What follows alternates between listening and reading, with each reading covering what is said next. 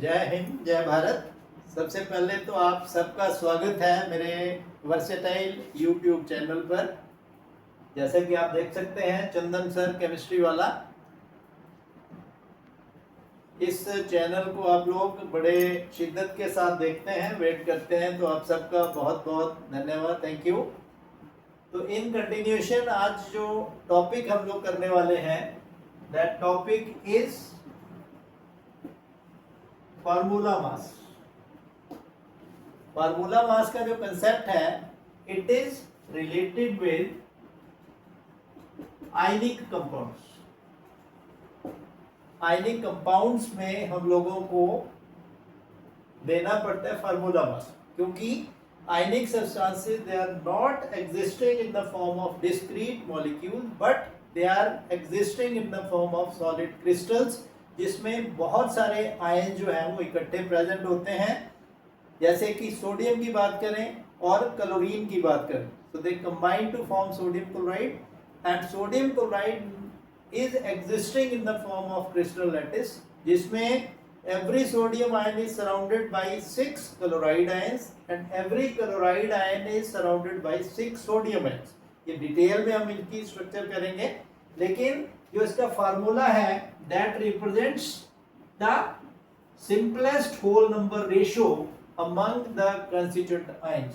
तो sodium chloride का हम लोग फार्मूला जो है वो लिखते हैं NaCl, जिसमें Na is representing cation and Cl -1 that is representing anion।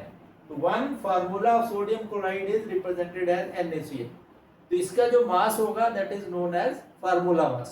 For example, sodium, क्योंकि सोडियम से सोडियम कैटायन बना है simply by loss of one electron, और इलेक्ट्रॉन को हम लोग सिंपली मान लेते हैं मासलेस पार्टिकल। तो इस वजह से एक इलेक्ट्रॉन निकाल भी देते हैं तो इसके मास पे कोई फर्क नहीं पड़ता। कैटायन का मास जो है that is taken to be equal to that of sodium atom. Similarly chlorine से क्लोराइड बना by gain of one electron, so इसमें भी उसके मास पे कोई फर्क नहीं पड़ेगा, it will be taking up only atomic masses of these constituent ions. तो इसका जो फार्मूला मास होगा that is atomic mass of sodium that is 23 and that of chlorine atomic mass is 35.5। so इसका मास जो आएगा that is 58.5 U। U is atomic mass unit, जैसा कि आपको पिछली बार बताया था मैंने। तो इसका जो फार्मूला मास होगा that is 58.5 AMU, that is atomic mass unit, या उसको U से हम लोग रिप्रेजेंट कर सकते हैं। सिमिलरली आप लोग दूसरे आयनिक सब्सटेंसेस का मॉलिक्यूलर मास भी कैलकुलेट कर सकते हैं simply by writing there chemical formula. तो अब आपको समझ में आ गया होगा concept relative atomic mass, relative molecular mass and formula mass. So this was about the concept of various type of the masses which we'll be using in various chapters of chemistry। so now we'll be taking up the next topic, that is very important one, laws of chemical combination। Next topic अब हम करने वाले हैं laws of chemical combination की। जिस time chemicals आपस में combine करते हैं तो वो कुछ रूल फॉलो करते हैं, उन रूल्स को आप लोग डिस्कस करेंगे इस पर्टिकुलर टॉपिक में, that is laws of chemical combination. ठीक है, तो फर्स्ट रूल और first law is law of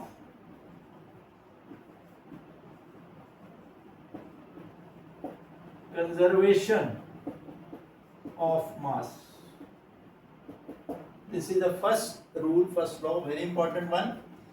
इस लॉ के अकॉर्डिंगली क्या है, ड्यूरिंग एनी फिजिकल और chemical change the total mass of the reactants is always equal to total mass of the products। ठीक है, तो total mass of reactants is always remaining same in all the physical changes as well as in chemical changes। For example, if we take the physical change, that is conversion of ice into liquid water. So here physical state is solid, here physical state is liquid, but before and after the process the total mass of the substance, that is water, will remain same. जैसे यहाँ पे इसका मास लेते हैं हम लोग 2 + 16 18 AMU, यहाँ पे भी that will remain same 18 AMU. So this is the case of physical change. Similarly यदि आप chemical change की बात करें, sodium plus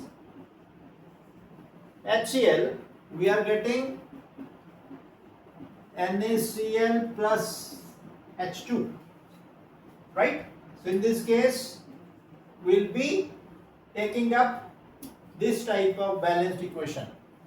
Sodium that reacts with acid HCl, we get formation of NaCl plus hydrogen. So this is a chemical reaction, chemical change. So here you can take the mass of sodium, atomic mass of sodium is 23, so it is 46U plus H1 chlorine 35.5. So total होगा 2 into 36.5, that is 73.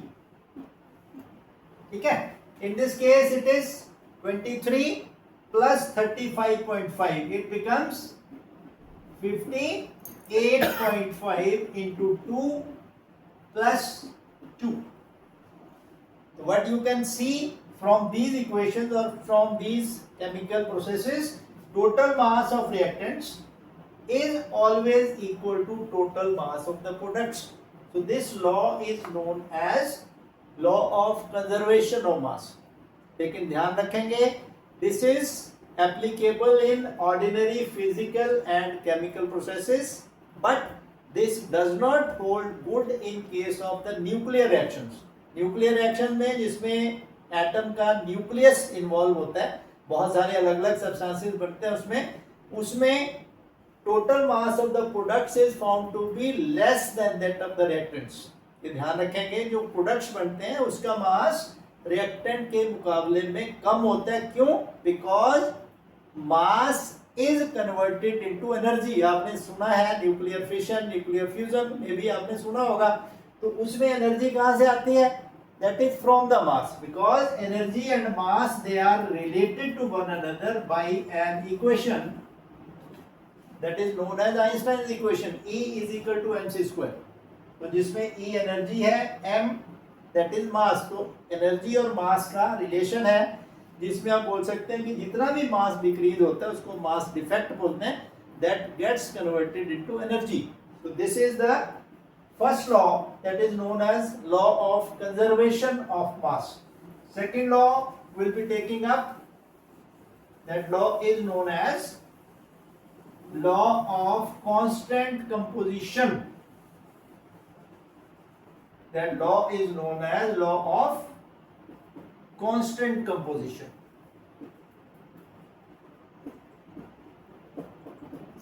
Law of constant composition, this is again very basic, very important law. What does it say?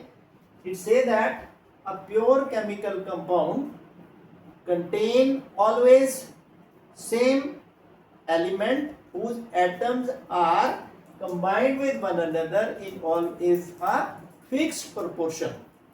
मतलब कहने का क्या हुआ कि एक pure chemical compound का जो फार्मूला है वो हमेशा सेम रहता है, उसके जो कंस्टिट्यूएंट एलिमेंट्स हैं वो हमेशा सेम रहते हैं और उनके जो एटम्स में रेशो होती है that remains always same. Simplest case will be taking up example of water. ठीक है, one molecule of water is represented by this formula, but you know that water can be obtained from different sources. पानी rain water हो सकता है, tap से आप water ले सकते हो, रिवर से वाटर ले सकते हो, सी से वाटर ले सकते हो. मतलब water can be obtained from different sources, but whenever we calculate, we find the composition of water, then one molecule of water is always containing 2 atoms of hydrogen and 1 atom of oxygen. Means जब इसके masses में ratio निकालेंगे तो 2U that is 2 atomic mass unit of hydrogen के होंगे और oxygen का जो मास होगा दैट इज 16 AMU। तो उनके मासेज में जो रेशो आएगी that is always 1:8 whether you are getting water from tap or water from rain or from river or from any other source। इसका मतलब क्या हुआ कि किसी भी प्योर केमिकल कंपाउंड की जो कंपोजिशन है in terms of atoms of the various constituents that remains always same irrespective of the source। So this was about second law, that is the law of constant composition। तो आज फिलहाल हम इतना ही करते हैं, बाकी हम लोग कंटिन्यू करेंगे कल। डिफरेंट लॉ जो दूसरे हैं जैसे लॉ ऑफ मल्टीपल प्रोपोर्शन है, लॉ ऑफ रेसिप्रोकल प्रोपोर्शंस है, लॉ ऑफ कंबाइनिंग वॉल्यूम्स और गैसेस है, तो ये हम लोग अगले वाले टॉपिक में करेंगे। Till then best of luck for your bright future. Hope you must have enjoyed my lecture. इतने आसान भाषा में आपको मैं समझा रहा हूँ, उम्मीद है कि आप सबको ये लेक्चर पसंद आया होगा। Wishing you again very best of luck. Thank you. जय भारत, जय हिंद।